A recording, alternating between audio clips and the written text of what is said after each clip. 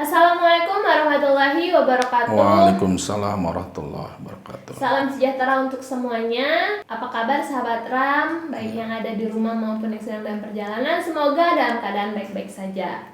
Kembali lagi dalam YouTube channel Ramla Official. Di sini kita akan membahas mengenai ilmu pengetahuan hukum dan juga membahas pertanyaan-pertanyaan sahabat Ram seputar pertanyaan ilmu hukum.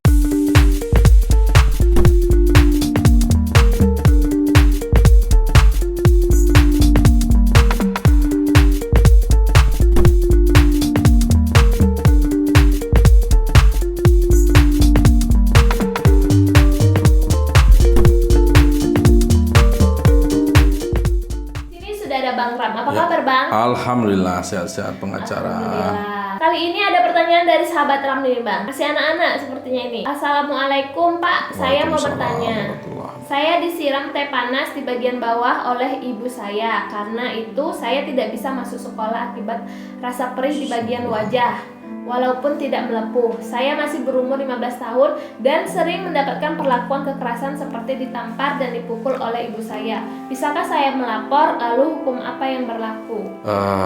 Mudah-mudahan ini hanya segelintir orang yang mengalami peristiwa adik kita tadi. Sesungguhnya anak itu adalah harapan orang tua, harapan bangsa ke depan. Karena bagaimana anak ke depan itu sebenarnya tergantung kepada orang tuanya.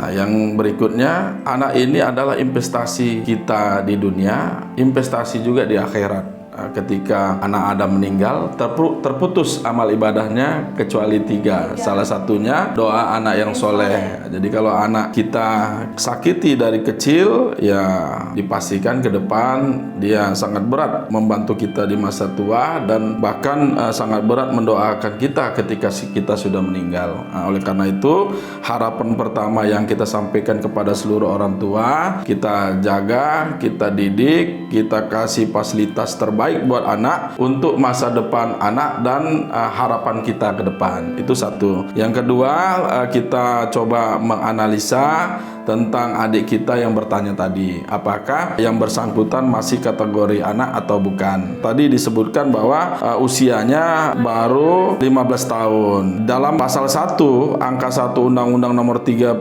tahun 2014 tentang perubahan atas Undang-Undang nomor 23 tahun 2002 tentang perlindungan anak menyebutkan anak adalah seorang yang belum berusia 18 tahun termasuk anak yang masih dalam kandungan. Artinya yang bertanya tadi adik kita adalah masuk kategori anak. Di dalam Undang-Undang Dasar 1945 pasal 28B angka 2, setiap anak berhak atas kelangsungan hidup, tumbuh dan berkembang serta berhak atas perlindungan dari kekerasan dan diskriminasi. Oleh karena itu, anak ini sangat dilindungi oleh negara. Kenapa tadi? Karena anak adalah harapan orang tua dan harapan Indonesia. Menjawab pertanyaan tadi, kita mengacu kepada Undang-Undang nomor 23 tahun 2002 tentang perlindungan anak yang sebagaimana telah diubah oleh Undang-Undang nomor 35 tahun 2014. Perbuatan ibu tadi itu menyiram anaknya dengan air teh panas, menampar dan memukul anaknya merupakan bentuk kekerasan karena berakibat penderitaan fisik, psikis, seksual, pelantaran termasuk ancaman untuk melakukan perbuatan, pemaksaan atau perampasan kemerdekaan secara melawan hukum. Nah, ini diatur di dalam pasal 1 angka 16 Undang-Undang nomor 35 tahun 2014 di mana perbuatan ibu tadi masuk kepada kekerasan terhadap anak. Pada dasarnya ya setiap ibu, bapak, orang dewasa dilarang menempatkan, membiarkan, melakukan, menyuruh melakukan atau turut melakukan kekerasan terhadap anak. Hal ini disebutkan dalam pasal 76C Undang-Undang nomor 35 tahun 2014 yang mana perbuatan ini nanti diancam dalam pasal 80 Undang-Undang 35 tahun 2014 yang berbunyi ayat satunya, setiap orang yang melanggar ketentuan sebagaimana dimaksud dalam pasal 76C dipidana dengan pidana penjara paling lama 3 tahun 6 bulan dan atau denda paling banyak 70 juta rupiah. Yang ayat keduanya dalam hal anak sebagaimana dimaksud pada ayat 1 luka berat, maka pelaku dipidana dengan pidana penjara paling lama 5 tahun dan atau denda paling banyak 100 juta rupiah. Ayat 3-nya, dalam hal anak sebagaimana dimaksud pada ayat 2 meninggal dunia atau mati, maka pelaku dipidana penjara paling lama 15 tahun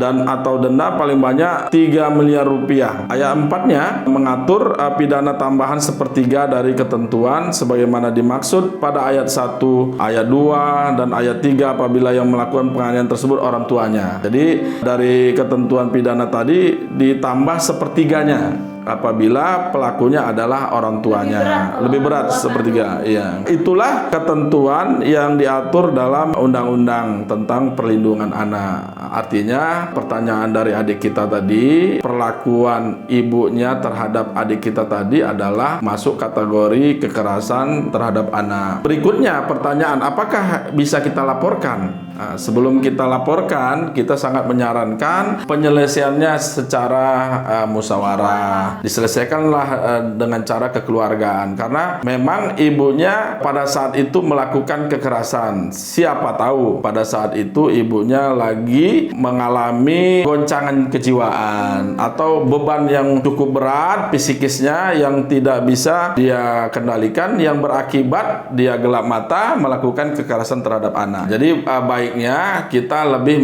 menyarankan, karena ini adalah tindak pidana dalam keluarga, kita menyarankan ini diselesaikan secara kekeluargaan terlebih dahulu. Agar apa? Agar kasih sayang antara anak dan ibu dan orang tua ini tidak terputus diakibatkan pemidanaan. Nah, itu yang pertama. Yang kedua, pastinya kalau pertanyaan tadi bisa nggak dilapor? Ya sangat bisa. Bisa dilakukan di tempat di mana peristiwa itu terjadi. Kita bisa laporkan ke pihak kepolisian di mana tempat itu terjadi atau di mana anak ini tinggal. Bisa kita laporkan. Tapi sekali lagi kita lebih menyarankan penyelesaiannya adalah penyelesaian kekeluargaan. Itu kira-kira, Bu Siti. Jadi sebenarnya kekerasan terhadap anak ini memang pemerintah sangat concern ya Bang, karena undang-undangnya juga sendiri ya Bang. Undang-undangnya khusus untuk anak di bawah umur juga. Jadi ini kayak peringatan juga untuk semua sahabat RAM untuk menjaga perlakuan ya Bang, baik itu terhadap orang besar maupun orang dewasa maupun terhadap anak. Jadi undang-undang ini sangat melindungi anak-anak, baik itu hak asasinya maupun ya hak untuk hidup ya Bang. Untuk sahabat RAM, terima kasih yang sudah bertanya, dan yang masih mau bertanya boleh tulis aja di kolom komentar Ramla Official atau melalui sosial media kita, ada WhatsApp, ada Instagram, atau bisa japri pribadi langsung ke Bang Ram. Tidak bosan saya ingatkan juga untuk sahabat Ram untuk terus dukung YouTube channel kita dengan cara like, komen, dan subscribe, dan juga klik tombol loncengnya supaya kalian dapat updatean terbaru, informasi terbaru mengenai Ramla Official. Sampai di sini dulu. Salam cakrawala hukum.